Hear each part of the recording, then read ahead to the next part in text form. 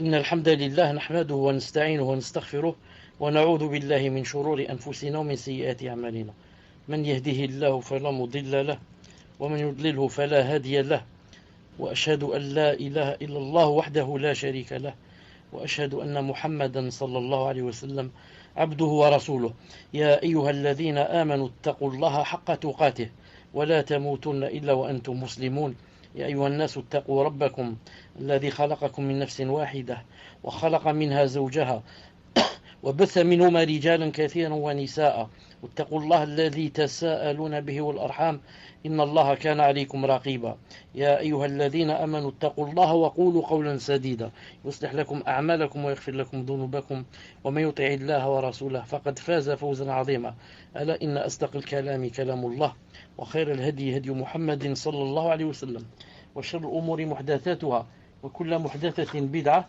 وكل بدعة ضلالة وكل ضلالة في النار.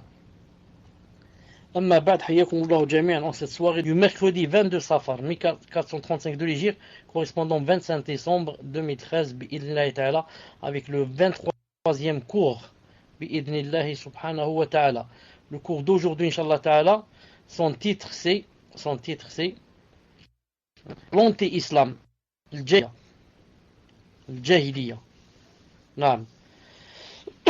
Avant cela, inshallah ta'ala, je vous informe que à partir d'aujourd'hui, inshallah ta'ala, on a décidé de diffuser aussi sur un programme très connu qui s'appelle Bailux.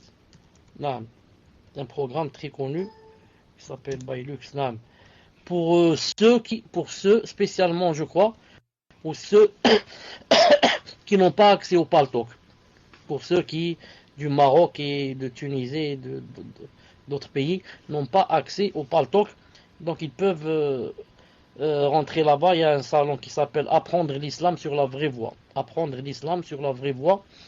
Et Inshallah ta'ala, la rediffusion. Voilà, c'est comme Paltalk. Mais il n'est pas interdit au Maroc, à ce que je sache, bi'idhnillahi ta'ala. طيب.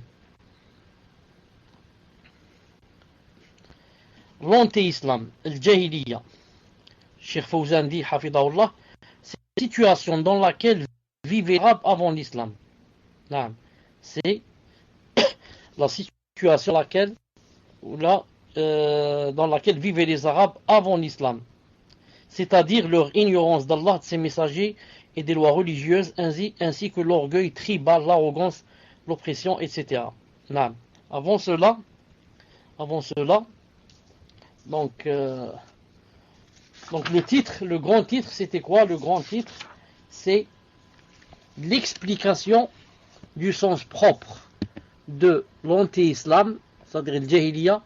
La perversion, c'est quoi? Le fisq, l'égarement, le dalal et l'apostasie, ridda, ainsi que leurs catégories et les jugements qui s'y rapportent, ainsi que les catégories et les jugements qui s'y rapportent.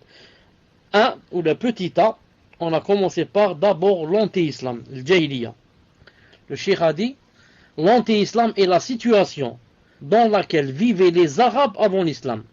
C'est-à-dire, on l'a appelé comme ça l'anti-islam, jahiliya, c'est-à-dire leur ignorance d'Allah Azza wa Jal, de ses messagers et des lois religieuses, ainsi que l'orgueil de la tribu, l'arrogance, l'oppression.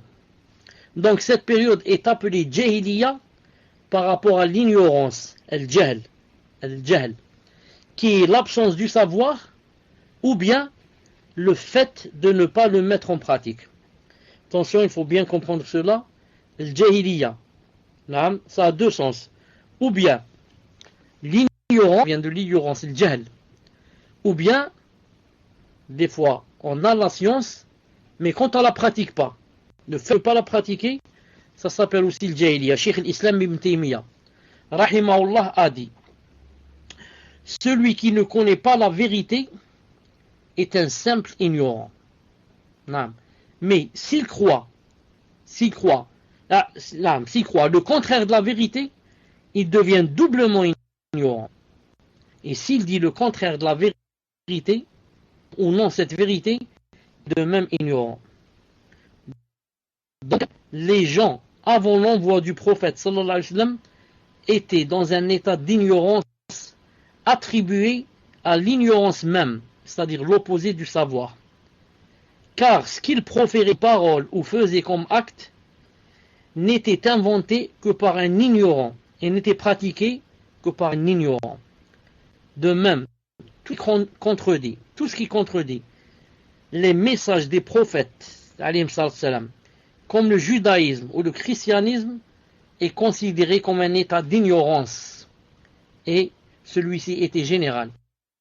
Mais après la venue du prophète sallallahu alayhi wa sallam, cet état peut se retrouver dans une région, cet état, c'est-à-dire le jahiliya, l'ignorance, peut se retrouver dans une région plutôt qu'une autre, comme c'est le cas dans les pays non musulmans, ou alors chez une personne plutôt qu'une autre, comme le cas d'un homme avant sa conversion à l'islam, même s'il était en terre d'islam. Mais après l'avènement du prophète sallallahu alayhi wa sallam, aucune période dans l'absolu ne se caractérise par l'ignorance, car un groupe de sa communauté restera toujours apparent sur la vérité jusqu'à la fin des temps. Quant à l'ignorance relative, qui n'est pas absolue, elle peut être présente dans certaines régions musulmanes et chez beaucoup de musulmans. Donc je vais un peu répéter et expliquer. Le jahiliya, qui s'appelle en français l'anti-islam, c'est la situation dans laquelle vivaient les Arabes avant nous. C'est-à-dire leur ignorance d'Allah Azza wa Jal, ignorance des messagers, ignorance de la charia. Ajoute à cela l'orgueil de la tribu qu'ils avaient, l'arrogance, l'oppression, etc. Donc cette période, avant la venue du prophète sallallahu alayhi wa sallam, est appelée jahiliya, comme ça on dit, jahiliya. Par rapport à l'ignorance, le mot jahl, jahiliya, jahl, il y a le mot ignorance, qui est l'absence du savoir, ou aussi le fait de ne pas le mettre en pratique. Ce n'est pas seulement jahiliya car il y a l'ignorance, mais oui, si on sait et on ne met pas la chose en pratique. On ne met pas la chose en pratique. Je vais donner un exemple. Regardez ce verset.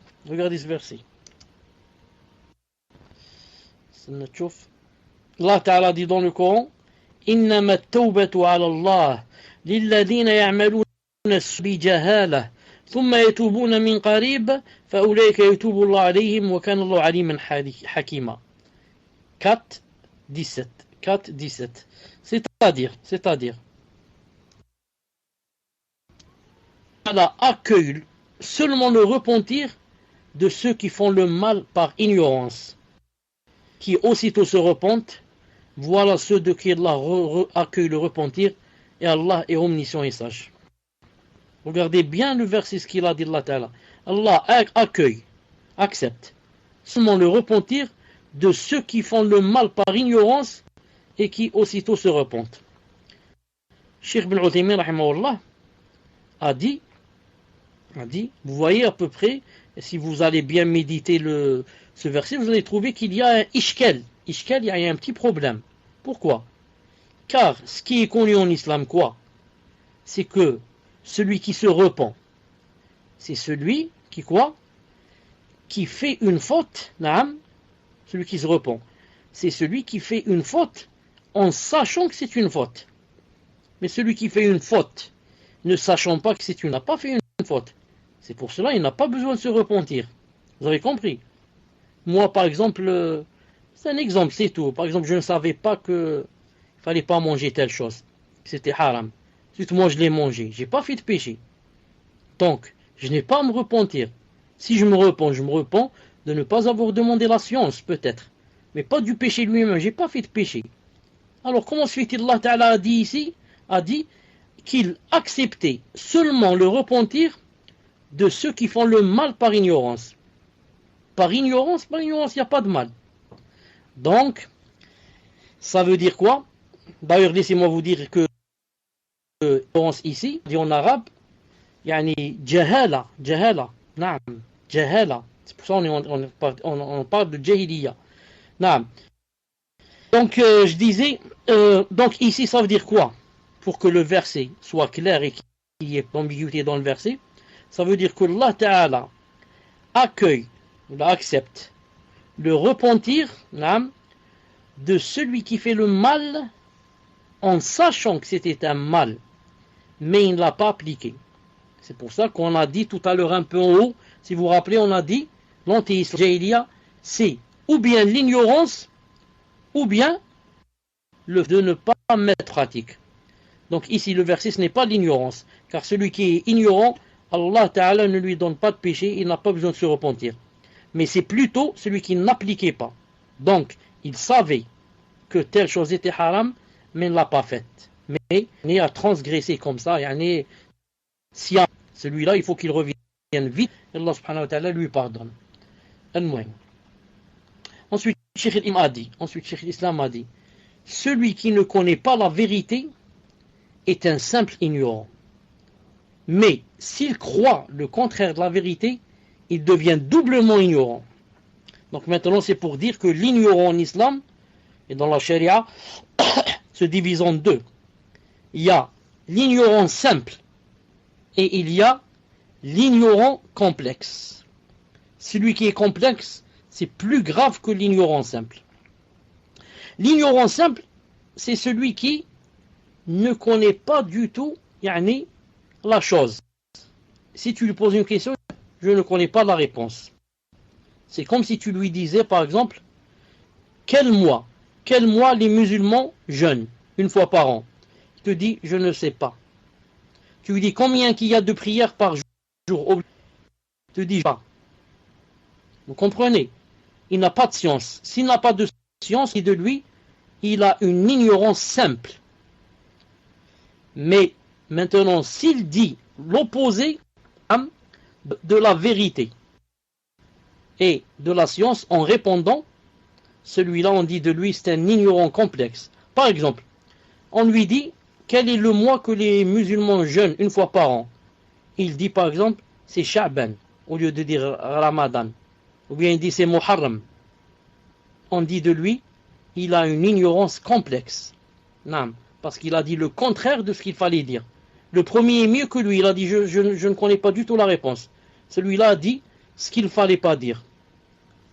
Et si on lui dit combien il y a de prières obligatoires pour le musulman par jour, au lieu de dire 5, il va dire par exemple 3, ou bien 6, ou bien 7, et comme ça, au lieu de dire 5. Celui-là, on dit de lui, c'est un ignorant, d'une ignorance complexe. C'est plus grave que l'autre. Pourquoi? Parce que le premier a fait une seule faute. C'est quoi sa faute? Il n'a pas su, il n'a pas de science, il n'a pas répondu comme il fallait.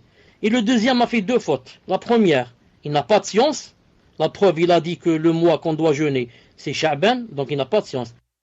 Et il a cru autre chose. Il que c'était Sha'ban. Donc il a fait deux fautes, alors que le premier a fait une seule faute. Allah Ta'ala dit dans le Coran, dans un verset que je vais vous citer, Inch'Allah Ta'ala, Allah Ta'ala dit, une seconde, le verset, je ne sais pas si ça s'affiche ou ça s'affiche pas, Allahu A'lam.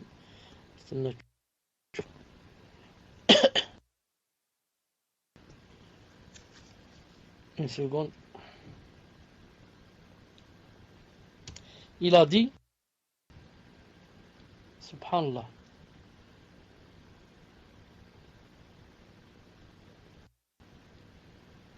il a dit, innama at-tawbatu ala Allah lilladhina ya'maluna as-su'a bijabuna min qarib fa ulayka yatubu Allahu alayhim kallahu alim al-hakim. Ça on l'a vu déjà.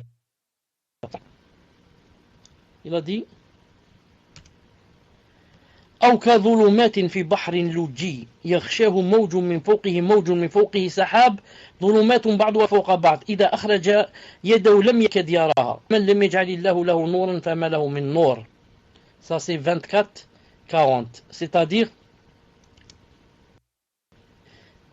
les actions des mécréants sont encore semblables à des ténèbres sur une mer profonde.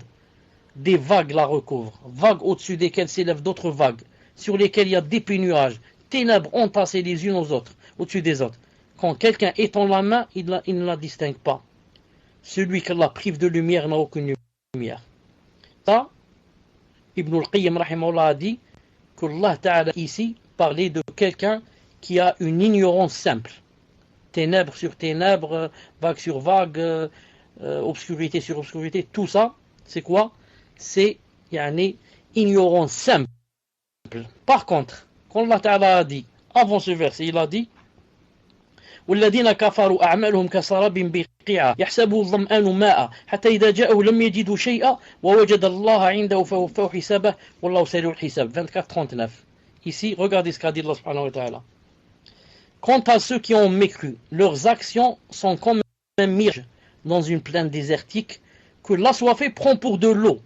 Puis, quand il y arrive, il s'aperçoit que ce n'était rien. Mais il trouve Allah Azza wa Jal qui lui règle son compte en entier. Car Allah est prompt à compter. Celui-là, il a quel genre d'ignorance? Il a l'ignorance complexe. Pourquoi?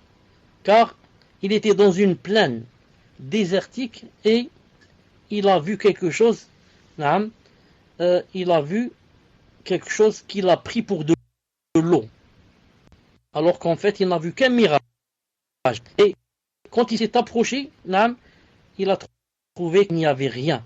C'était juste un mirage. Par contre, il a trouvé Allah subhanahu wa ta'ala et la mort, etc. Il lui a réglé son compte. Donc celui-là, il a une ignorance complexe. Pourquoi? Parce que il le mirage pour de l'eau. Le premier, c'est ténèbres sur ténèbres, obscurité sur obscurité, mais il n'a rien pris pour d'autres. Le premier a une ignorance simple, et celui-là a une ignorance complexe. Donc on revient, on dit, tout ce qui contredit les messages des prophètes, alayhi salam, comme le judaïsme, le christianisme ou autres, sont considérés comme un état d'ignorance. Et celui-ci était général. Mais après la venue du prophète sallallahu alayhi wa sallam, cet état, le jahiliya, l'anti-islam, peut se retrouver dans une région plutôt qu'une autre. Comme c'est le cas dans les pays non musulmans. Dans les pays non musulmans, ils vivent l'anti-islam. Et ça peut se trouver chez une personne plutôt qu'une autre. Comme le cas d'un homme avant sa conversion à l'islam. Mais l'avènement de Muhammad sallallahu alayhi wa sallam, aucune période dans l'absolu ne peut se caractériser par l'ignorance.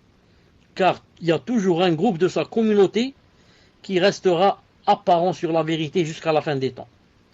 Quant à l'ignorance relative qui n'est pas absolue, elle peut être présente dans certaines régions musulmanes et chez beaucoup de musulmans. C'est pour ça que le prophète sallallahu alayhi wa sallam a dit dans un hadith authentique, il a dit Arba'un fi ummati min al-jahiliya. Il a dit dans ma communauté, caractéristiques de l'époque de l'ignorance. Il n'a pas dit que ma communauté, l'ignorance et l'anti-islam. Mais il a dit, dans ma communauté, il y a quand même 4 caractéristiques qui sont toujours présentes. Et qui font partie de l'anti-islam. Font partie de l'ignorance. Il a dit aussi, sallallahu radiyallahu ta'ala anhu, il lui a dit, innaka mru'un fika jahiliya. Il lui a dit, tu es un individu qui a l'ignorance et ce qui se rapporte à cela, rapporté par Muslim. Donc il se peut qu'une personne ait quelque chose de l'islam, jahiliya. Le prophète d'Islam a dit à Abu Dharr, un grand sahabi radiyallahu ta'ala, il lui a dit, tu es un individu de l'ignorance. Il avait dit quelque chose sahabi, disant de lui que sa mère était noire ou quelque chose comme ça. Il lui a dit, tu es un individu qui a de l'ignorance. En conclusion, al-jahiliya fait référence à al-jahl, l'ignorance, qui est l'absence du. Et elle se subdivise en 2 catégories. La première catégorie, l'ignorance générale, al-jahiliya al-amma, c'est la situation qui a précédé l'avènement du prophète sallallahu alayhi wa sallam et a pris fin à son arrivée. L'ignorance générale, anti-islam, la période anti-islam, anti-islam, celle-là c'est la période qui a précédé du prophète sallallahu alayhi wa sallam et qui a pris fin après son arrivée. Naam.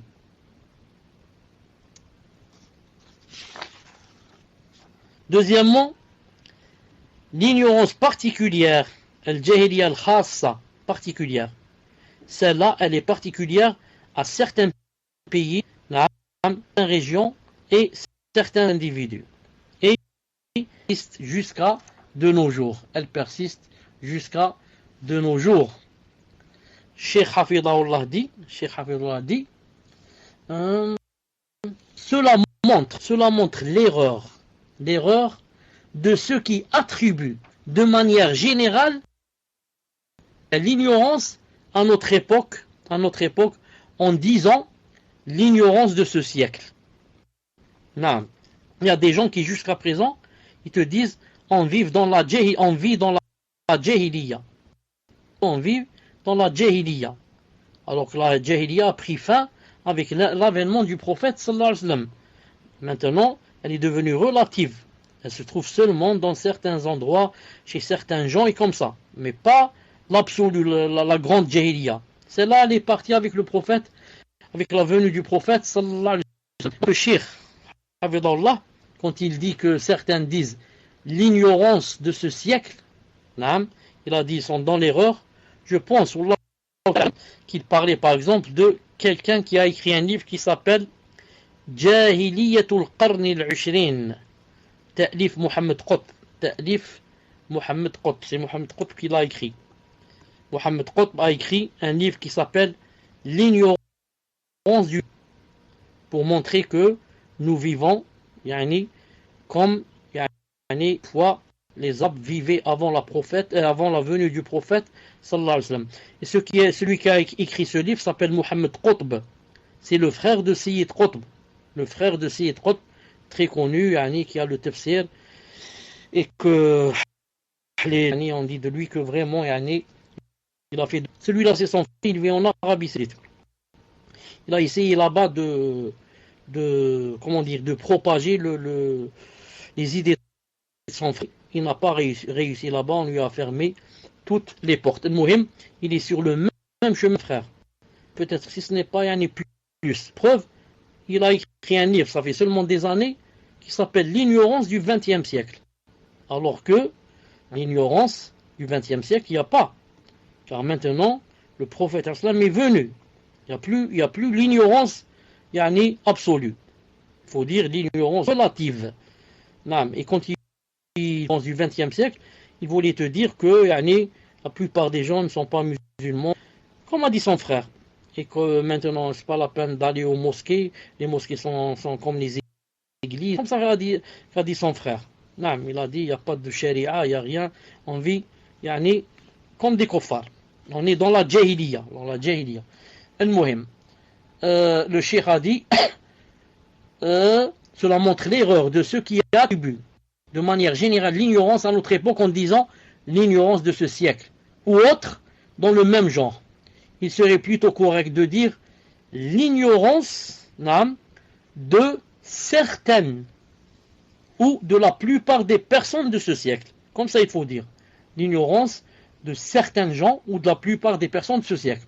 Le fait de généraliser n'est pas juste et n'est pas permis, car l'envoi du prophète sallallahu alayhi wa sallam a mis fin à l'état d'ignorance générale. A mis fin à l'état d'ignorance générale. Taïb. Maintenant, on va parler, Inch'Allah Ta'ala, de al-fisq, la perversion. Al-fisq, la perversion. Littéralement, le mot fisq veut dire la sortie. La sortie. C'est pour ça qu'on a dit la fois passée que la souris, le prophète alayhi salam, l'a appelée Fouaïsira. Fouaïsira. Pourquoi? Elle sortait du... Dans la terminologie islamique, il signifie la désobéissance à Allah Ta'ala. Le fisq, la perversion, dans la charia, ça veut dire désobéir à Allah subhanahu azza wa jal. Il s'agit de totalement lui désobéir, comme c'est le cas pour le mécréant, ou bien partiellement, comme c'est le cas du croyant, commettant un grand péché. Ainsi, ce dernier est appelé pervers. Donc, le fisq, la perversion, et on dit d'une personne qu'elle est perverse, soit parce qu'elle est kafir, le kafir, on peut dire de lui qu'il est pervers, ou bien il est musulman, il a fait un grand péché. S'il fait un petit péché, non. Mais s'il fait un grand péché, on dit de lui, il est quoi? Il est devenu pervers. À condition, bien sûr, qu'il savait que c'était un grand péché, qu'il l'a fait exprès, bien sûr. Et à condition aussi qu'il ne fasse pas le repentir. S'il fait le repentir, il a quoi? Il a annulé le péché. Le cheikh dit, il existe deux sortes de perversion. L'une qui fait sortir de l'islam, celle-là, c'est l'incrédulité.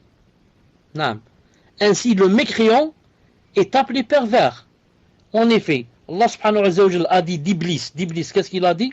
وَإِذْ قُلْنَا لِلْمَلَائِكَةِ اسْجُدُوا لِآدَمَ فَسَجَدُوا إِلَّا إِبْلِيسَ كَانَ مِنَ الْجِنِّ عَنْ أَمْرِ رَبِّهِ 18:50 فَفَسَقَ عَنْ أَمْرِ رَبِّهِ. Et lorsqu'ils aux anges prosternèrent Adam, ils se prosternèrent Satan, qui était du nombre des djinns, contre le commandement de son Seigneur. Ici, quand on traduit comme ça, excepté le djinn, excepté Satan, qui était du nombre des djinns et qui se révolta. Il n'y a pas le mot pervers, il n'y a pas le mot, comme en arabe. Il a dit en arabe, fasaqa, fasaqa.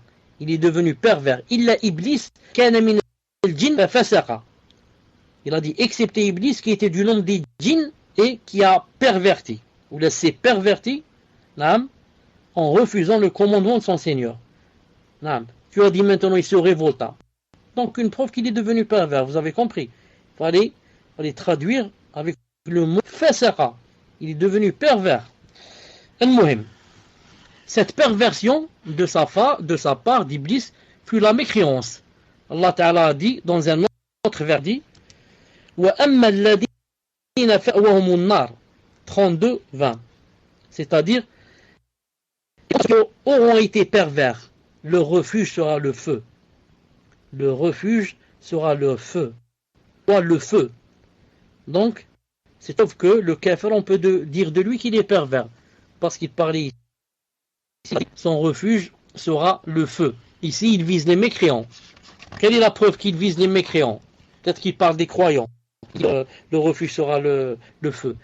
La preuve qu'il parle des croyants, c'est le même verset. Regardez ce que Allah Ta'ala a dit dans ce verset. Il a dit وَأَمَّا الَّذِينَ فَسَقُوا فَمَأْوَهُمُ النَّارِ كُلَّمَا أَرَادُوا يَخْرُجُوا مِنْهَا أُعِيدُوا فِيهَا لَهُمْ ذُوقُوا عَذَابَ النَّارِ الَّذِي كُنتُمْ بِهِ تُكَذِّبُونَ 32-20. Regardez le verset, le contexte.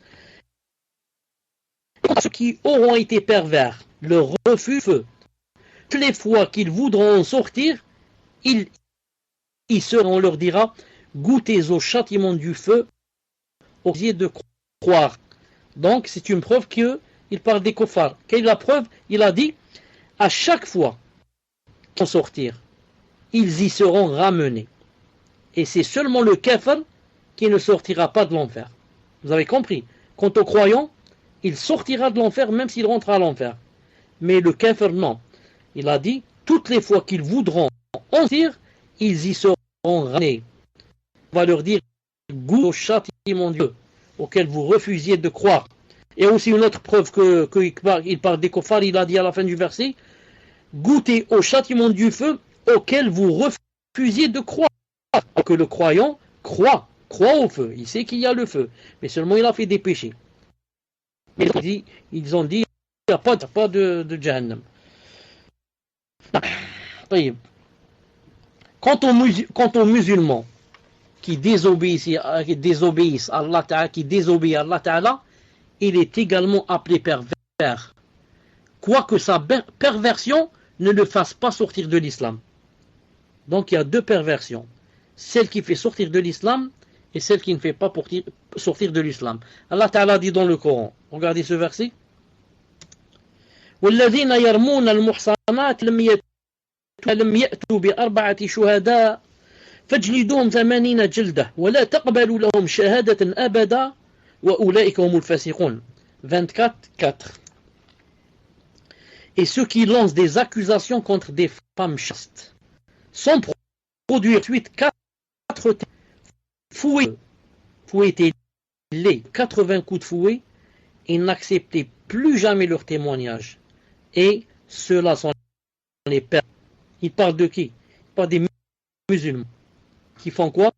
Des accusations contre des femmes chastes. Ceux-là, on leur demande 4 témoins. S'ils disent le monde de Yassoua, on fouette chaque 4 fouets. On leur dit, vous êtes maintenant des pervers. On accepte plus témoignage pour un mariage ou pour quelqu'un qui a jusqu'à ce que vous fassiez la tauba. Encore certains ont dit que on a fait la tauba à cause du verset que vous avez lu, car il a dit un peu plus haut, qu'est-ce qu'il a dit? Fouettez les 80 coups de fouet et n'acceptez plus jamais leur témoignage. Plus jamais. Mais alhamdoulilah que al-Sunnah, une grande partie de savants ont dit que s'ils font la tauba, on accepte d'eux. Et ils ne deviennent plus pervers. Et remarquez bien ce qu'a dit Allah subhanahu wa ta'ala dans ce verset. Il a dit, et ceux qui lancent des accusations contre des femmes chastes, ce n'est pas seulement contre des femmes, même contre des hommes. Si une femme dit elle dit celui-là il a fait zina, ou bien un homme dit d'un homme, il dit celui-là il fait la zina, qu'est-ce qu'on va lui dire? Va ramener 4 témoins. Sinon quoi? Chacun de vous 4, ou de toi qui n'as pas ramené, on va te frapper 80 coups de fouet et tu es devenu pervers, deuxième chose, et troisième, on ne va pas accepter ton témoignage. Donc c'est grave pour les gens qui facilement disent celle-là elle fait zina, ou bien celui-là il fait zina. Et juste pour vous rappeler une chose qu'on a dite, rappelle car le profite aux croyants. S'il y a 4 personnes qui viennent chez le juge et ils vont dire on est venu attester que, par exemple, telle femme ou bien tel homme, par exemple, a fait zina, par exemple, parce qu'il faut 4 témoins. Les 4 témoins vont être pris, chacun dans une chambre, pas tous à la fois. Et le juge va demander à chacun des 4 pour voir s'il y a concordance dans les informations qu'il rapporte. Ils doivent dire avec les détails les plus intimes, comme quoi il a vu le membre de l'homme dans le membre de la femme. Comme ça. Seulement, par exemple, j'ai vu un homme, par exemple, sur la femme, comme ça. Sans pouvoir dire, j'ai vu le membre dans le membre. Il sera fouetté. Donc vous voyez que c'est pas facile. Quelqu'un va dire, oui, mais je les ai vus. Qu'est-ce que tu les as vus? Je les ai vus tous les deux, ils étaient nus. Et ils dormaient ensemble dormaient ensemble. 80 coups de fouet. Oui, je l'ai vu sur elle. 80 fouets. Qu'il soit sur elle et qu'il ne faisait pas cette chose. Vous avez compris? Un homme peut être sur sa femme, il ne fait pas la chose. Il est en train, je sais pas, d'embrasser ou je sais pas quoi. Donc, c'est très grave. Et chacun, seul dans la chambre, il donne les informations. Non, chacun. Si l'autre, il se trompe seulement, il dit, l'homme était de ce côté, la femme de l'autre. Ou bien la femme portait tel vêtement, et l'autre, il dit non, elle ne portait pas. Ou bien l'autre, il dit, elle portait tel vêtement sur la poitrine, noir. L'autre, il dit non, blanc. Ou bien, je ne sais pas quoi, culotte noire. L'autre, il dit noir, l'autre, il dit blanc. C'est grave. C'est grave pour les 4. C'est pour cela que, en islam, quelqu'un qui va dire que X est un zani, ou bien Y est une zaniya, vraiment celui-là, il est fou. Sauf quoi? Sauf si c'est maintenant comme de nos jours, a'oudou billah, par exemple, les films pornographiques. Celui-là, C'est pas il y a 4 témoins. Il y a 2 millions et 10 millions de témoins qui ont vu ça. Et encore, comme dit Cheikh Ibn Uthaymin, rahimahullah, parce qu'il a parlé de ça, il faut être sûr que ce n'est pas trafiqué. Maintenant, avec le trafic qu'il y a, vous savez que n'importe quelle femme, on peut la montrer en train de faire la zina. Alors que peut-être c'est pas vrai. Non.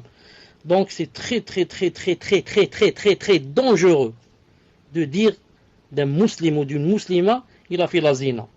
Vite, on te prend chez le juge et il te dit, va ramener 3 autres qui ont vu ce que j'ai raconté tout à l'heure, avec tous les détails. Non. Sinon, chacun 80 coups de fouet, vous êtes des pervers et quoi? Et on va plus accepter vos témoignages. Maintenant, les gens mesakines, les gens, les frères, les sœurs, les djuhad, les musulmans, non. Juste il voit quelqu'un qui a enlacé une femme dans un jardin, ou bien en train de l'embrasser, il va dans le quartier, il dit, je les ai vus en train de faire zina. Ou bien il dit, attention à cette sœur ou cette femme, je l'ai vu dans un jardin en train de faire zina. Ou c'est une zania. Comme ça, directement. Pourquoi? Il ne sait pas miskin, c'est un miskin. Il ne sait pas ce que ça veut dire zani, zania. Il ne sait pas miskin. Il ne sait pas, il croit que embrasser, là, c'est zina. Non, mais il ne sait pas. Al-Muhim, puisse Allah subhanahu wa ta'ala nous apprendre. Ensuite, qu'est-ce qu'il a dit? Dans un autre verset, Allah subhanahu wa ta'ala a dit, dans un autre verset, en parlant de perversité, il a dit, Al-Hajj ashhurun ma'lumat, faman farada fihinna al-Hajj, wala fusuqa wala jidala fi al-Hajj, 297. Il a dit, le pèlerinage a lieu dans des mois connus. Si l'on se décide de rapport sexuel, point de perversité, point de dispute pendant le pèlerinage. Il a dit point de perversité. Donc le musulman peut faire de la perversité. Il peut même faire de la perversité dans le hajj. C'est pas seulement chez lui quand il est chez lui, mais aussi dans le hajj. Les sont interprétés. La perversité. Interprété, percité. Ok. Cité dans le verset par les péchés. Voir Ibn Taymiyyah, page 278. Ça coupe.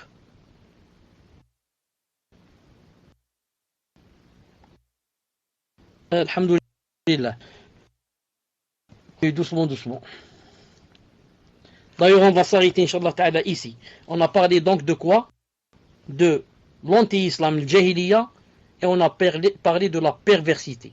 On a dit que c'est divisé en deux. Celle qui fait sortir de l'islam et celle qui ne fait pas sortir de l'islam.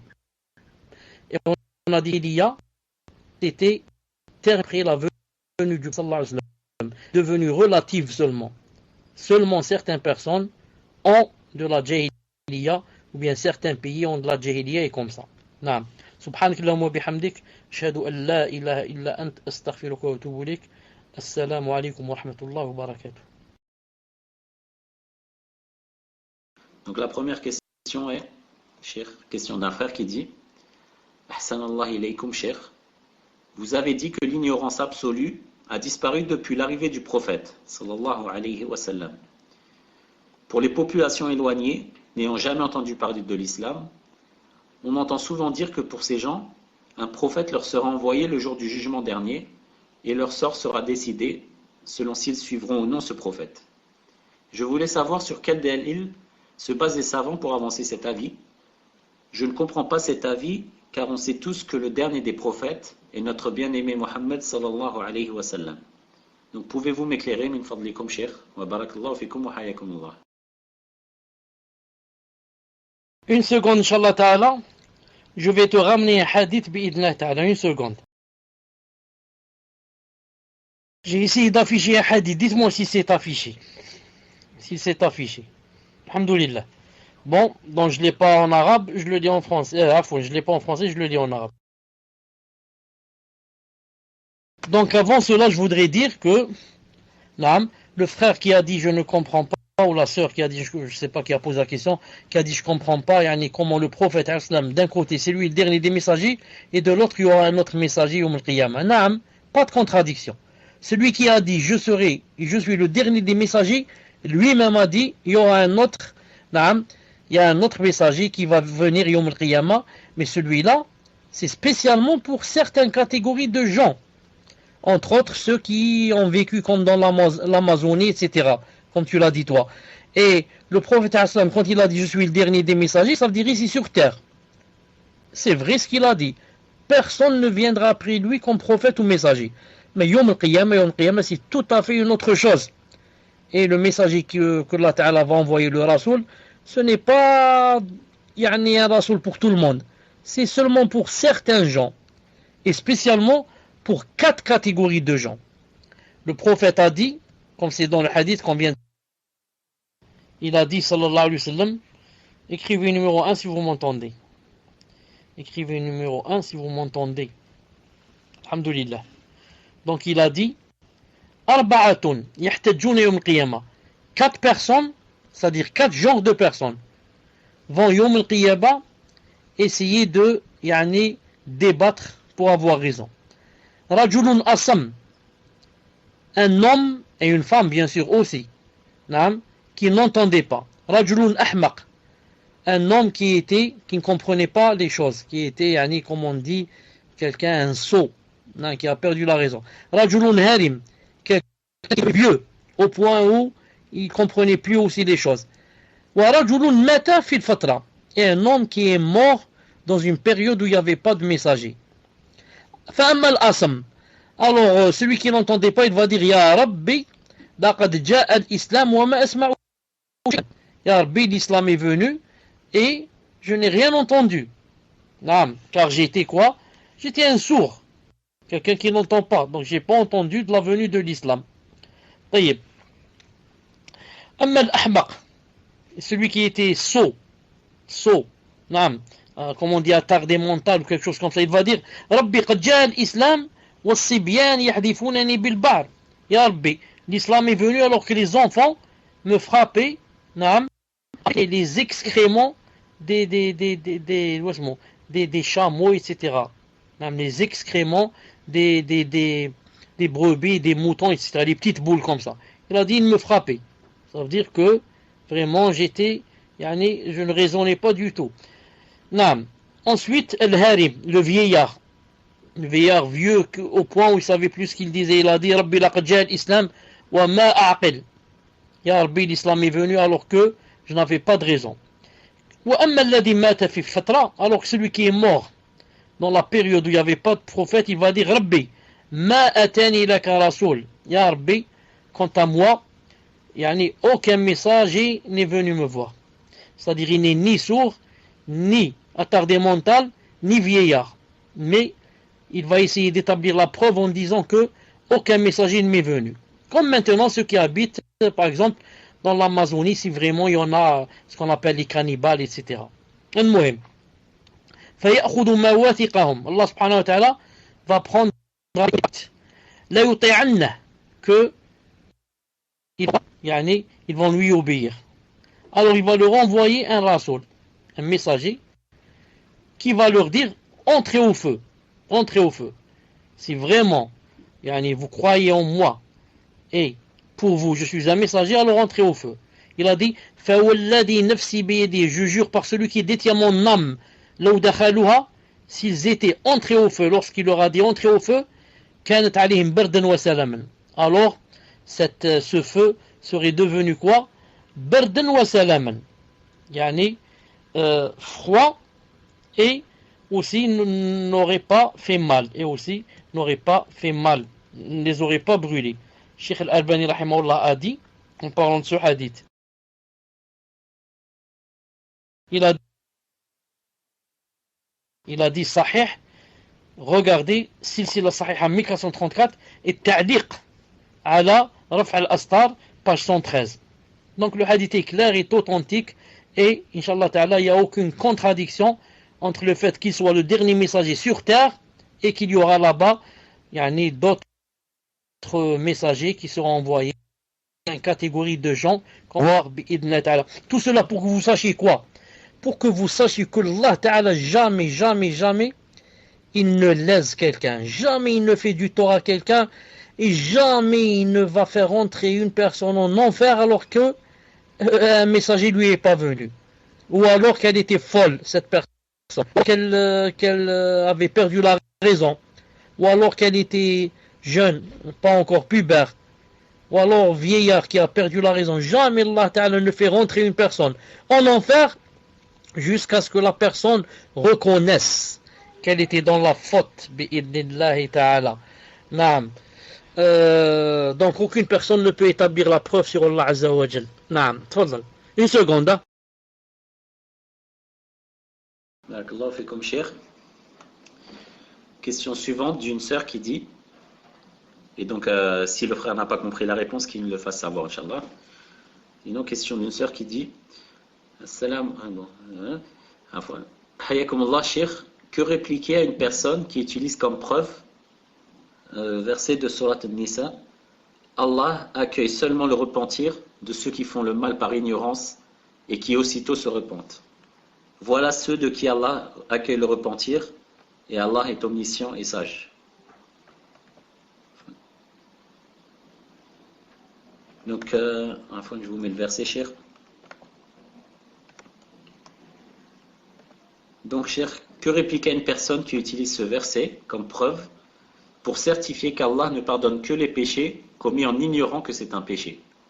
J'ai donné des fatawas de Cheikh Ibn Uthaymin, rahimahullah, et d'autres preuves qui démontrent sa théorie.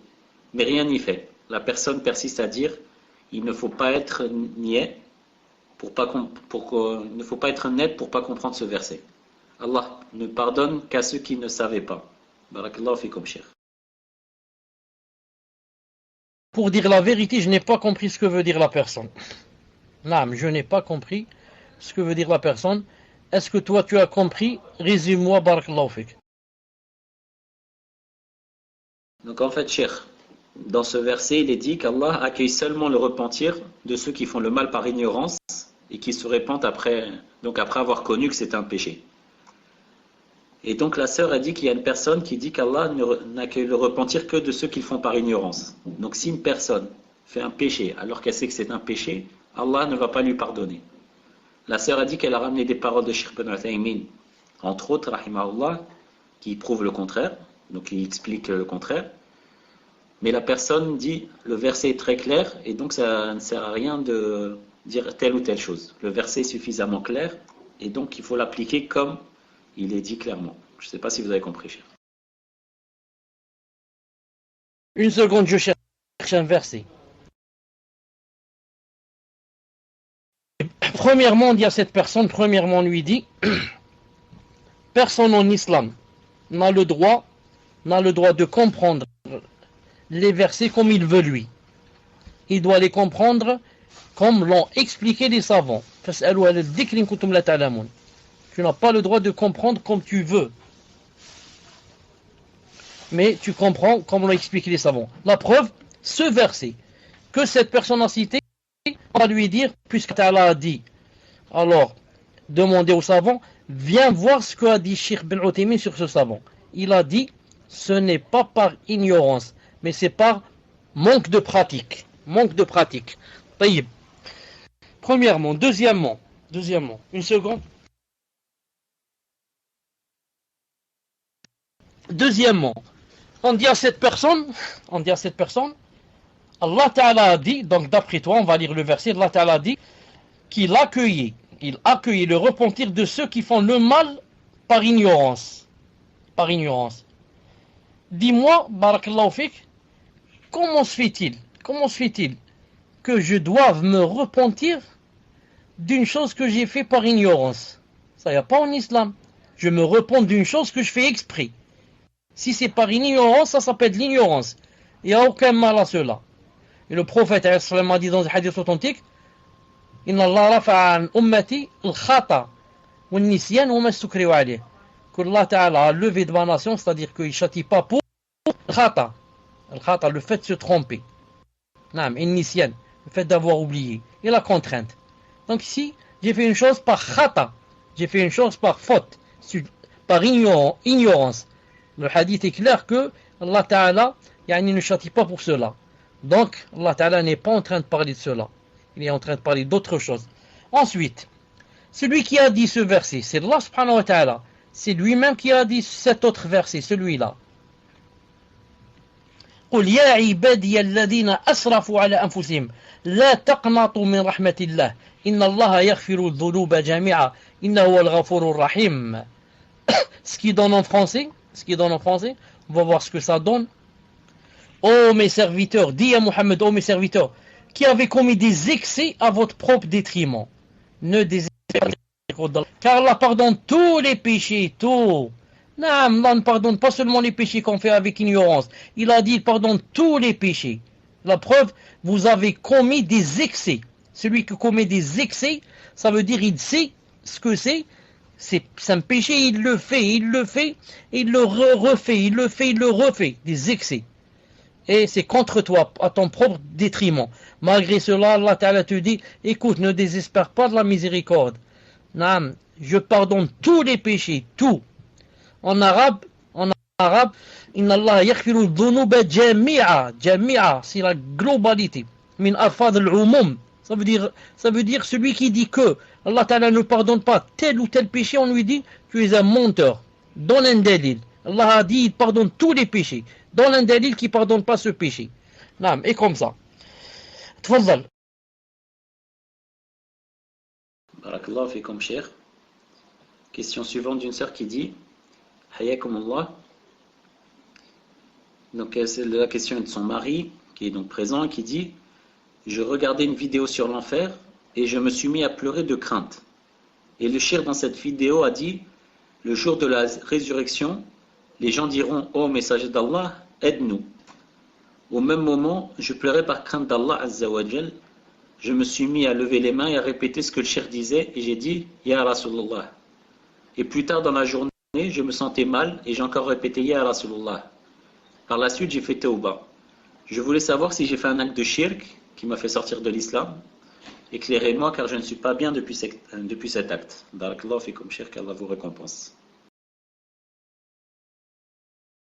Afoun, il y avait des choses qui sautaient. Est-ce que c'est possible de répéter? Il y avait des sursauts. Tfadal. Ou là des sauts, ou là comment ça s'appelle? Cher. Donc la personne dit qu'elle regardait une vidéo sur l'enfer et elle s'est mise à pleurer de crainte de l'enfer. Et Shir dans cette vidéo disait le jour de la résurrection, les gens diront il y a des coupures où tu entends Alhamdulillah. Donc Shir dans la vidéo, le Shir a dit le jour de la résurrection, les gens diront oh Allah, non, ô messager d'Allah, aide-nous. Ya Rasulullah, aide-nous. Au même moment, je pleurais par crainte d'Allah Azza wa Jal. Je me suis mis à lever les mains et à répéter ce que le shir disait. Et j'ai dit Ya Rasulullah. Et plus tard dans la journée, je me sentais mal et j'ai encore répété Ya Rasulullah. Par la suite, j'ai fait Tawbah.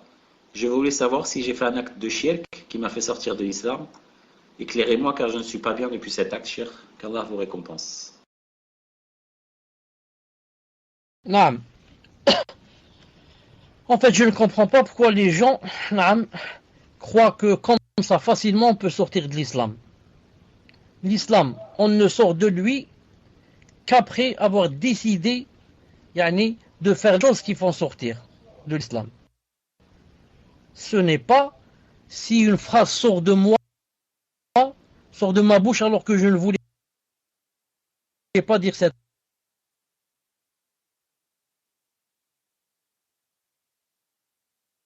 phrase, ou que je l'ai dite dans un état, je disais comme ça. Non, la preuve, c'est que la personne a vite regretté et a dit que c'est pas ce que je voulais. Et j'ai dit ça seulement par... j'étais chaud comme ça, en train d'écouter. Naam. Moussa alayhi salam, notre prophète Moussa alayhi salam, dans un état de colère, a jeté quoi? A jeté la Torah.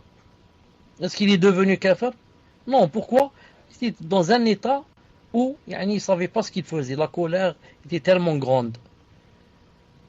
La personne peut être dans un état d'esprit où elle n'était pas consciente de ce qu'elle faisait. Une personne a dit, Ya Allah, tu es mon serviteur, et je suis ton Seigneur.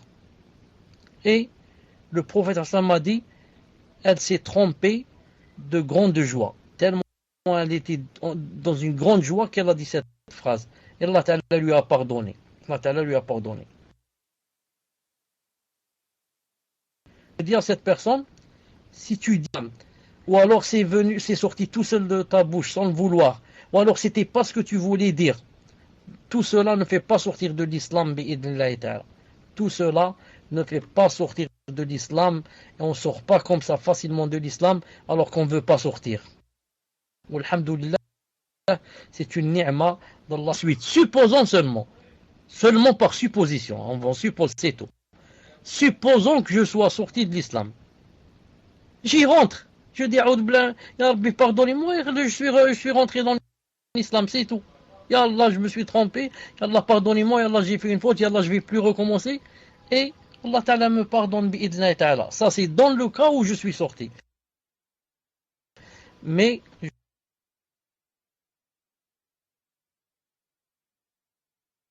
je dis à Allah,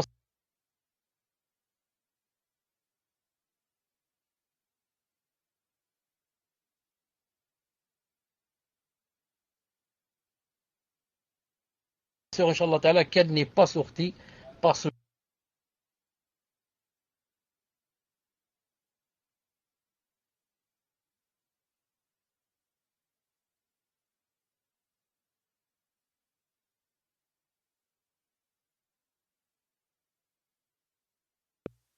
je vous rappelle seulement qu'il n'y a personne au micro. Cheikh, en fait, quand vous étiez en train de répondre, ça a coupé. Donc vous aviez fini la question et nous, on a eu une petite partie qui est arrivée avec du retard. Et en fait, on n'a pas très bien compris la fin. Donc, même si vous pouvez répéter, Cheikh, barakallahu fikum. Je disais que, alhamdulillah, on ne sort pas de l'islam comme ça facilement. Naam. En se trompant et en disant une chose qu'on ne voulait pas dire. C'est pas comme ça qu'on sort de l'islam. Naam. Le péché, ce n'est pas comme ça en islam. Le péché, c'est que, yani, on veut faire le péché. Et ce n'est pas une phrase qu'on dit sans le vouloir. Naam. Comme j'ai dit, j'ai cité la personne qui a dit, Ya Allah, anta rabbi wa ana abduk. Afwan, ta abdi wa ana rabbuk. Il a dit, Allah, tu es mon serviteur, je suis ton Seigneur. Et pourtant, il n'est pas devenu kafir. Pourquoi? Il a fait autre chose. Naam. La personne ici a dit cette phrase, naam, sans connaître sa portée. Sans connaître sa portée. Le maximum, c'est qu'elle dise pardon. Qu'elle demande pardon à Allah subhanahu wa ta'ala et dit astaghfirullah. Elle n'est pas sortie de l'islam. Barakallahu fikum, Cheikh.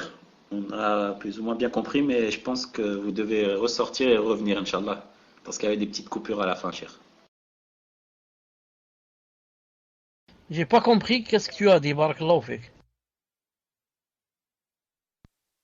À la fin, Cheikh, il y avait des petites coupures. Et donc, si vous pouvez sortir et revenir. Barakallahu fikum, Cheikh. Salam alaikum, tfaddal. Cheikh Afwan, si vous pouviez faire une petite précision sur ce que vous venez de dire, à savoir lorsqu'un musulman sort de l'islam, comment il doit faire pour re-rentrer en islam, Cheikh. Est-ce que comme beaucoup de personnes le pensent, il doit aller faire le ghusl, donc refaire la douche, reprononcer la shahada, etc. Ou la tauba suffit. Barakallahu fikum, Cheikh. Naam, la plupart des savants ont dit la tauba suffit. Naam, on dit parce qu'il était déjà musulman. Que la tauba lui suffit. Certains ont dit, yani, il refait l'attestation. Mais sinon, la plupart ont dit seulement la tauba sincère lui suffit, bi'idnillahi ta'ala. Tfaddal. Barakallahu fikum, Cheikh. La sœur qui a posé la question tout à l'heure sur le verset de Surat An-Nisa. Donc, elle demande que faire lorsque c'est un proche parent et qu'il ne veut pas comprendre, donc il ne veut pas entendre cette parole de Cheikh Ben Uthaymin ou des autres savants. Barakallahu fikum, Cheikh. De même, s'il ne veut pas entendre la parole, l'explication que vous nous avez faite maintenant. Comment doit-elle se comporter, sachant que c'est un proche parent? On n'a rien à faire. On demande à Allah subhanahu wa ta'ala de quoi? De le guider. Et si jamais il repart du problème, on reste toujours yani, sur la même position. En lui montrant que, naam, smahli, mais toi tu es en train d'expliquer le Coran comme tu veux toi. Naam. Si vraiment tu étais sincère.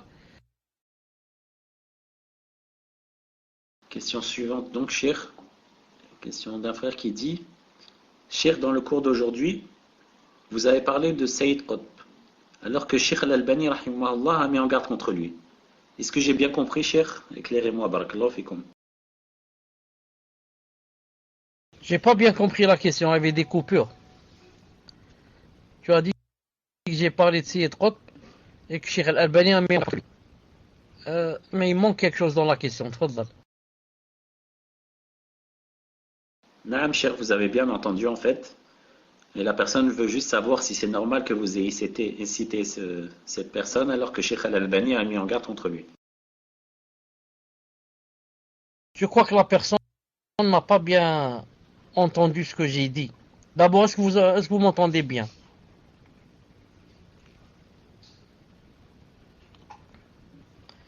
Est-ce que vous m'entendez bien? Alhamdulillah. Donc j'ai cité Sayyid Qutb, j'ai cité d'abord son frère Mohamed Qutb, pour dire qu'il a suivi le même chemin d'égarement de son frère Sayyid Qutb. Donc c'est ce que j'ai dit. J'ai dit Sayyid Qutb était dans l'égarement. Et celui-là, son frère Mohamed Qutb, a suivi le même chemin que son frère, yani malheureusement. Et il a écrit un livre qui s'appelle yani Jahiliyatul Qarn al-Ishrin, l'ignorance du XXe siècle. Alors que les savants ont dit, on ne doit pas dire comme ça. Donc, ce malheureux aussi a suivi le chemin de Sayyid Qutb, que les savants ont dit que, pas seulement Cheikh Al-Albani, rahimahullah, au contraire, même s'il a dit de lui qu'il était loin, mais il a dit que il lui a trouvé l'excuse que c'était seulement quelqu'un qui a étudié la littérature, c'est tout. Il a dit c'est pour ça qu'il s'est trompé, qu'on n'est pas la charia. Par contre, Cheikh Rabi', hafidahullah, et les autres, les grands, et Cheikh Fawzan et Cheikh Naam, même Cheikh Ben Uthaymin, ceux-là ont dit que vraiment il était dans l'égarement total. Il a dit l'unicité de l'univers. Naam, Tawhid al-Wujud. Naam, il a critiqué certains messagers, comme Moussa alayhi salam. Il a critiqué Muawiyah. Il a critiqué un autre sahabi, radiyallahu ta'ala anhu. Naam, il a fait beaucoup de fautes. Il a critiqué Uthman ibn Affan. Naam, il a fait beaucoup de fautes. Naam. Puisse Allah subhanahu wa ta'ala lui pardonner. Tfaddal. Amin. Barakallahu fikum. Chère, question suivante d'une sœur qui dit: Cher, quand j'étais plus jeune, dans mon île natale, beaucoup d'entre nous ne savaient même pas que l'islam existait comme religion. Aujourd'hui, cela reste encore possible dans quelques endroits isolés de mon île. Cher, est-ce une forme de jahiliya pour ces personnes? Est-ce que ces personnes mortes sans savoir que l'islam existe auront-elles les questions dans la tombe? Barakallahu fikum, Cheikh, wa jazakumullahu khairan. Attention, car le prophète sallallahu alayhi wa sallam a dit dans un hadith authentique, il a même juré par celui qui détient mon âme qu'il n'y a pas un juif ou un chrétien qui entende parler de moi sans me suivre, sans qu'il n'aille en enfer.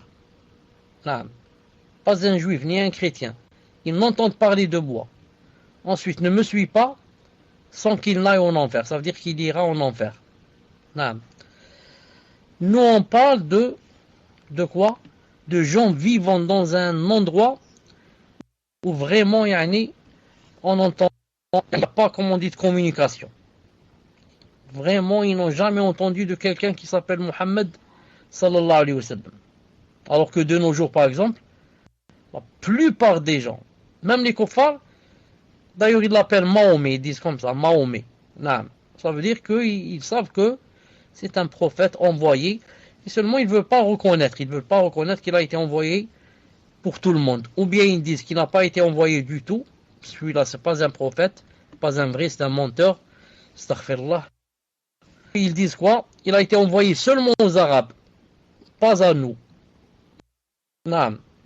Ceux-là, bien sûr, ils n'ont pas d'excuses. Sauf que Cheikh Al-Albani rahimahullah a dit que yani, si vraiment, vraiment, vraiment, ils n'ont pas entendu de lui comme il fallait entendre.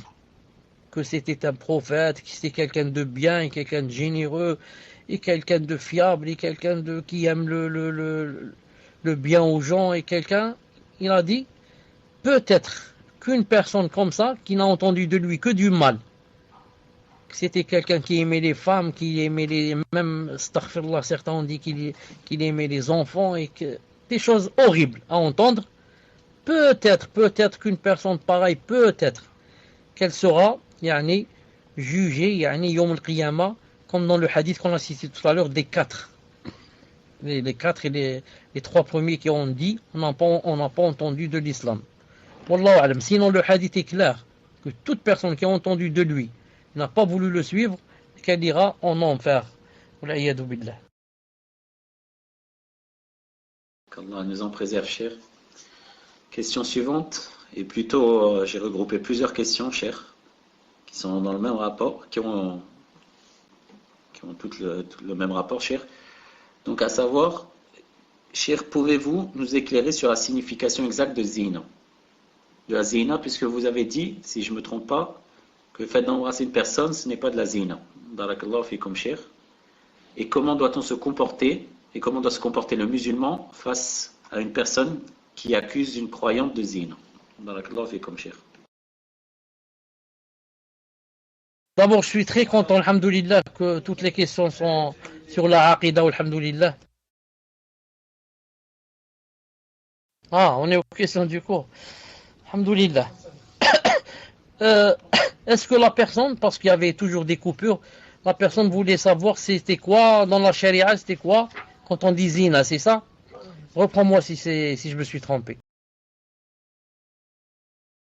Naam, cher, c'est bien ça. Et la personne veut savoir alors comment on doit se comporter quand on entend des personnes accuser d'autres de zina, accuser une croyante de zina. Et comment doit-on interpréter toutes personnes qui font pratiquement tout sauf ce qui est considéré comme la zina? Naam, quand on entend quelqu'un, vous m'entendez, quand on entend quelqu'un, une autre personne, vous m'entendez? Alors je me suis déconnecté. Alhamdoulilah. Si on entend quelqu'un dire d'une autre personne qu'il a fait la zina, que ce soit un homme ou une femme, on doit lui dire Taqillah subhanahu wa ta'ala. Pas plus tard qu'hier, je discutais avec quelqu'un, il a dit cette phrase. Il a dit en parlant d'une femme, disons, d'une jeune fille qui habite ici dans le quartier. Il a dit d'elle que non seulement il a dit c'est une zaniya, il a dit c'est une bariya. Je lui ai dit, tu sais qu'est-ce que ça veut dire ça?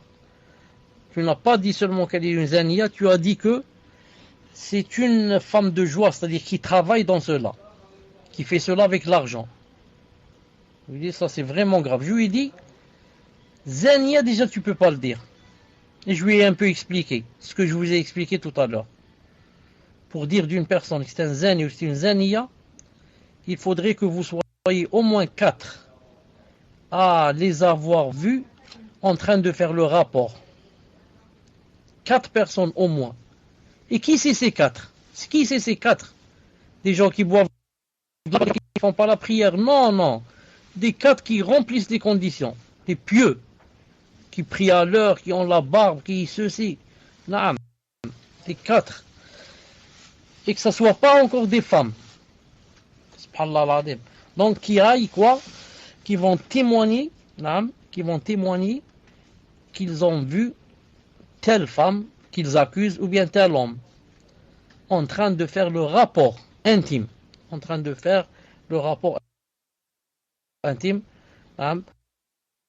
Donc, on vient maintenant à autre chose.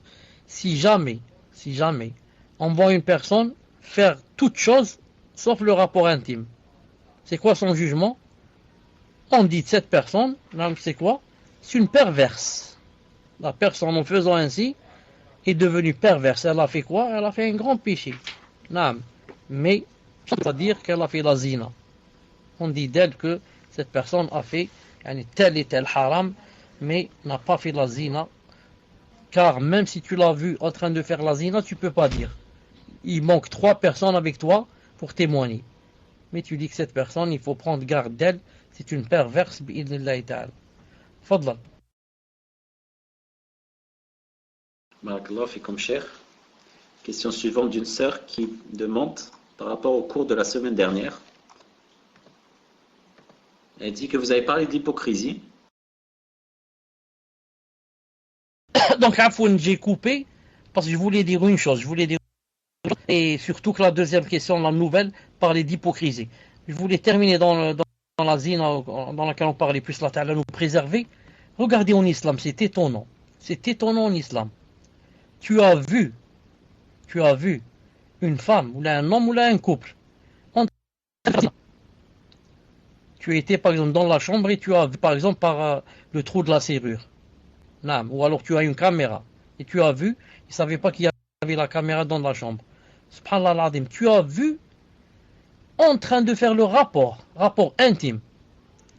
Et pourtant tu n'as pas le droit de dire ils ont fait la zina. Et si tu dis ils ont fait la zina, on te dit espèce de menteur, comme ça on dit, espèce de pervers, tu es devenu pervers, espèce de menteur. Et je vais appeler le juge et déposer plainte, il va te fouetter 80 coups de fouet. Subhanallah al-Azim. Tu vas leur dire Subhanallah al-Azim, je suis un menteur. Wallah al-Azim, je jure par celui qui m'a créé, qui a créé les cieux et la terre, qui a créé le monde, le Seigneur des mondes, que je les ai vus. On te dit tais-toi, espèce d'ignorant, tais-toi. Il ne faut pas dire, si tu dis ça, il y a le juge qui t'attend, tais-toi, espèce d'ignorant. Non, il ne faut pas que tu dises ça. Il ne sait pas mesquin. Il va dire comment, vous ne me croyez pas? Ce sont des fous. Ils ne veulent pas me croire. Ce sont des fous ceux-là. Ils me prennent pour un menteur. Mais mesquin, il ne connaît pas la charia. Il ne connaît pas. Qu'est-ce qu'il doit se faire? Motus. Non, il doit mettre du scotch sur sa bouche, sur ses lèvres, s'il veut pas 3 choses. Être considéré comme menteur, être pervers et être fouetté 80 coups de fouet. Donc, subhanallah, en islam, tu vois des choses et tu dois te taire tellement c'est grave. Car si c'était permis à n'importe quelle personne, sans ramener les 4 témoins, et dire j'ai vu des gens X et Y en train de faire la zina, alors tout le monde serait accusé de zina.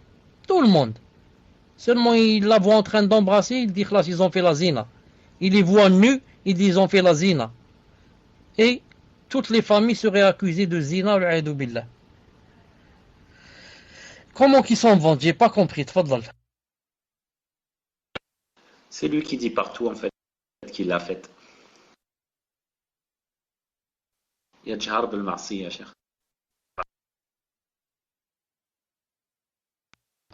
Ah, ça c'est intéressant.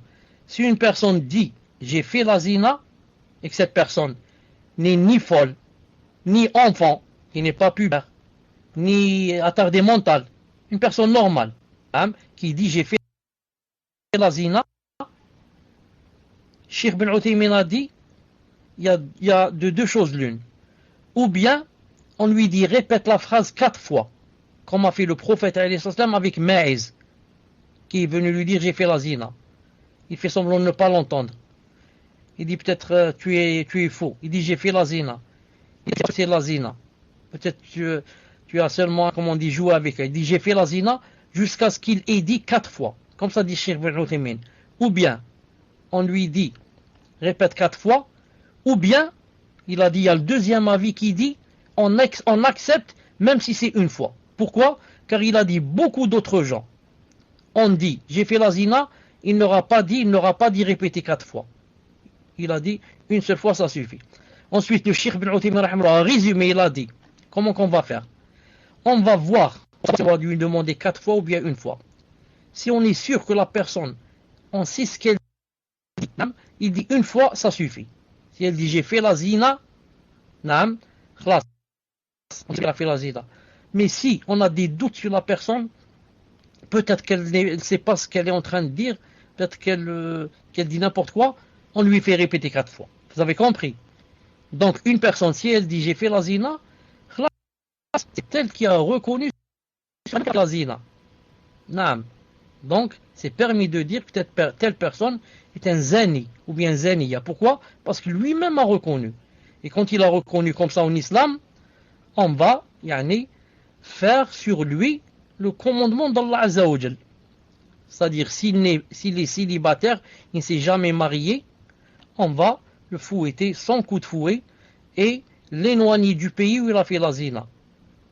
Certains, comme Cheikh Ben Uthaymin a dit, si on l'éloigne dans un autre pays où il n'y a pas la zina. On ne va pas l'envoyer par exemple en Suisse, ou là en Suède, ou là en Allemagne, ou là en Angleterre, où tout est permis. On l'envoie dans un pays, par exemple, je ne sais pas où.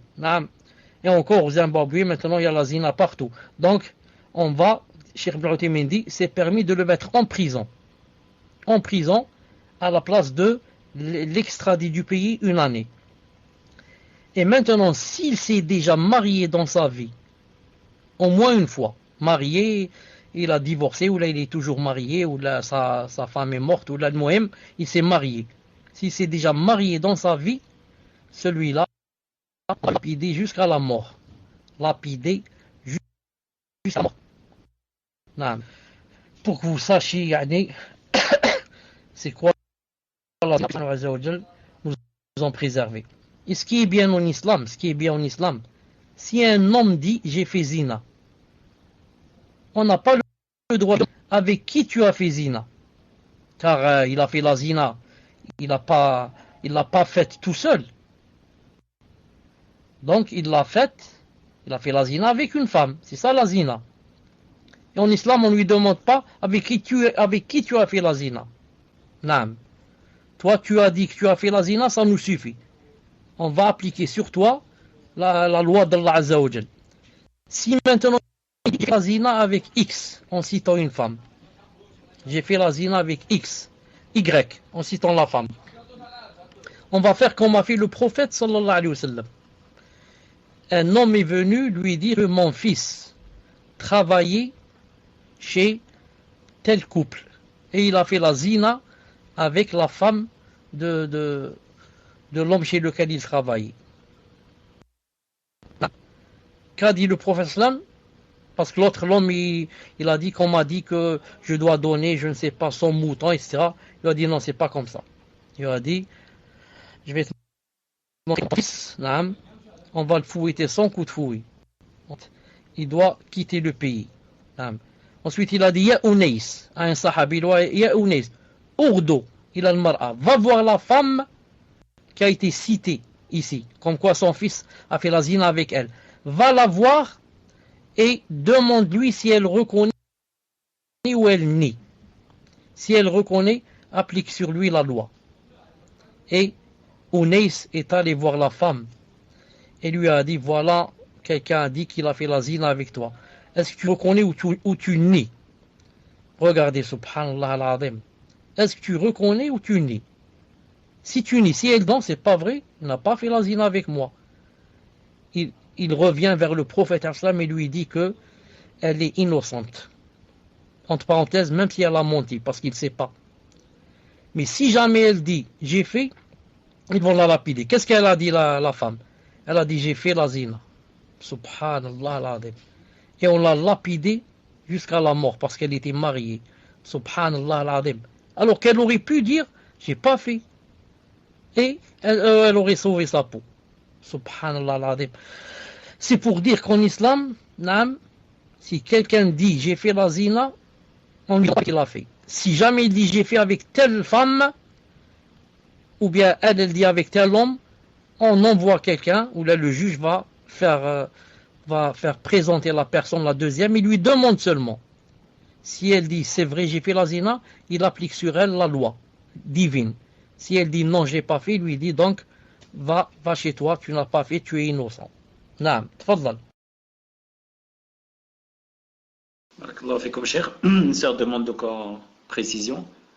Donc si une femme tombe enceinte sans être mariée et qu'il n'y a pas de témoin, donc on saura qu'elle a fait zina, c'est ça, cher?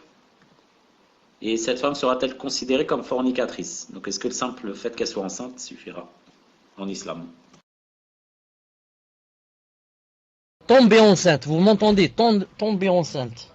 Anijay, d'accord. Tomber enceinte. Vous m'entendez? Alhamdulillah.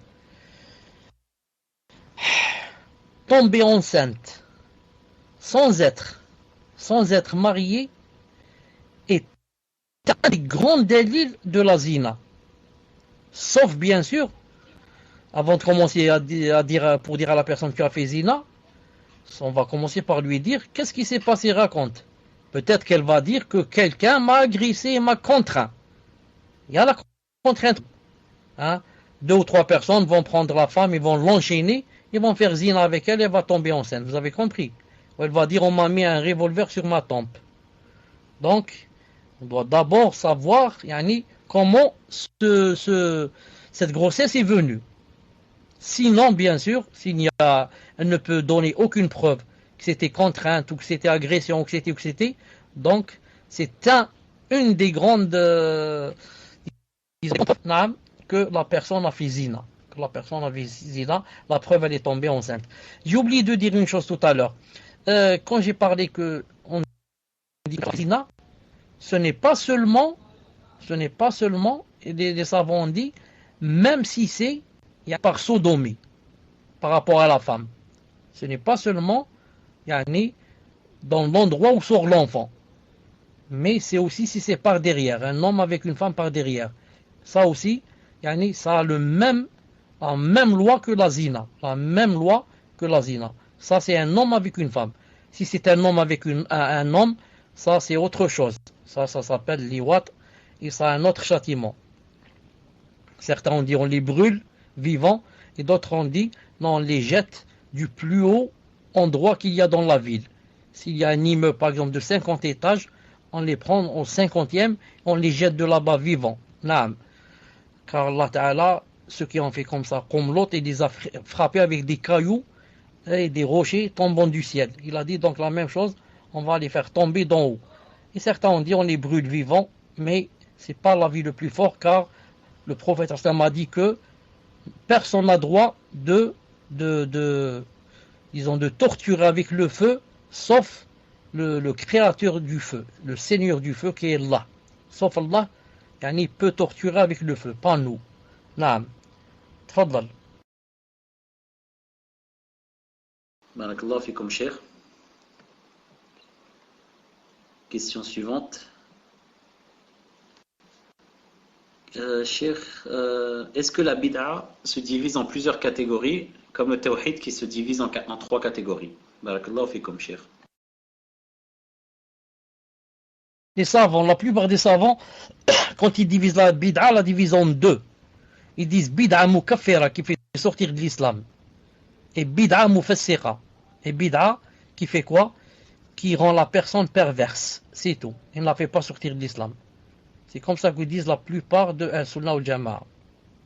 Quant à ceux qui disent il y a bid'a bonne et bid'a mauvaise, hasana ou sayyi'a, cela bien sûr, c'est pas vrai. Non, c'est pas vrai. Le prophète a dit kullu bid'atin dalala. Il a dit chaque bid'a est un égarement. Comment toi tu viens, tu dis il y a une bonne bid'a et la mauvaise bid'a. Cheikh Ibn Uthaymin rahimahullah a dit quiconque dit qu'il y a une bonne bid'a, ça veut dire ou bien cette chose est une bid'a et elle n'est pas bonne, il s'est trompé, ou bien elle n'est pas bid'a du tout et il a cru que c'était une bid'a et il a dit c'est une bonne bid'a. De 2 choses l'une. Ou bien elle n'est pas bid'a du tout et miskin s'est trompé, il a dit c'est une bid'a et elle est bonne, ou bien c'est une mauvaise bid'a, comme a dit le prophète sallam, il n'y a pas de bonne bid'a. Non.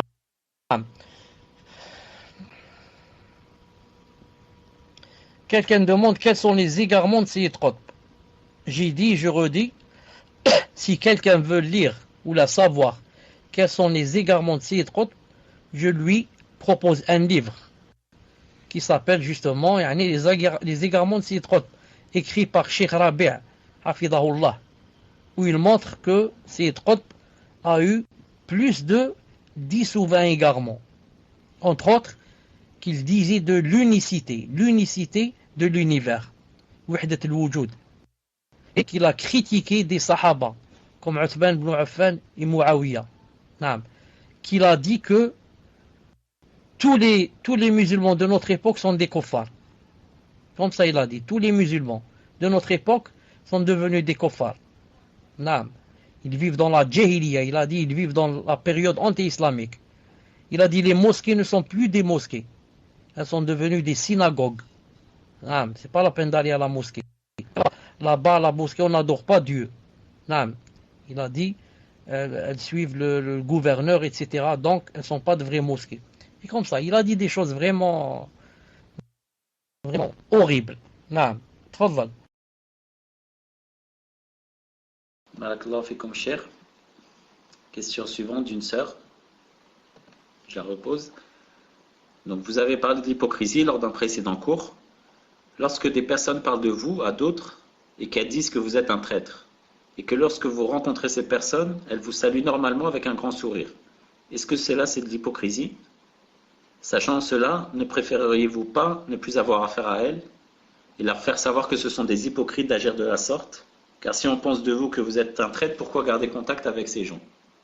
Barakallahu fikum, cher. Est-ce que vous m'entendez? Alhamdulillah. Naam, justement, je conseille. Si cette personne, par exemple, sait que telle personne a dit d'elle traître, ensuite, quand la personne la rencontre, naam, elle va lui rigoler, etc., devant elle, lui faire des sourires, etc. Je préconise, naam, de lui dire carrément, de lui dire, écoute, j'ai quelque chose à te dire, tu as 5 minutes, naam, fadlal. Voilà ce que j'ai entendu, comme quoi tu as dit ça de moi. Est-ce que c'est vrai ou pas? Seulement, et j'attends si la personne confirme ou si la personne infirme. Non. Mais si la personne qui m'a rapporté cela est une personne de confiance, non, qui ne joue pas comme ça facilement, et qu'elle a entendu elle-même la personne, et a voulu me rapporter cela pour que je sache, non, pour que, par exemple, je m'éloigne de cette personne et que je lui raconte plus mes secrets, etc.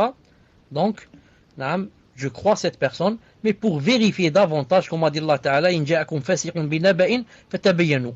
j'attrape la personne elle-même et je lui dis, voilà ce qu'on m'a dit, ce que tu as dit. Est-ce que c'est vrai ou pas? Comme ça, pour que je lui prouve et je lui montre que je suis au courant. C'est pas elle va me prendre pour une personne qui dort en marchant debout. Non, je lui montre que je suis au courant. Attention, on me rapporte ce que tu dis. Le prophète sallallahu alayhi wa sallam, Abdullah ibn Mas'ud est venu vers lui et lui a dit, Ya Rasulallah, j'ai entendu quelqu'un dire de toi, que tu n'étais pas équitable, etc. Lorsque l'autre a dit que le prophète n'était pas équitable. Ibn Hajj Asqalani dans Fath al-Bari a dit, cette chose ne rentre pas dans la namima, parce que il a entendu quelque chose qui, ça se dit pas. Dire du prophète alayhi sallam une chose pareille.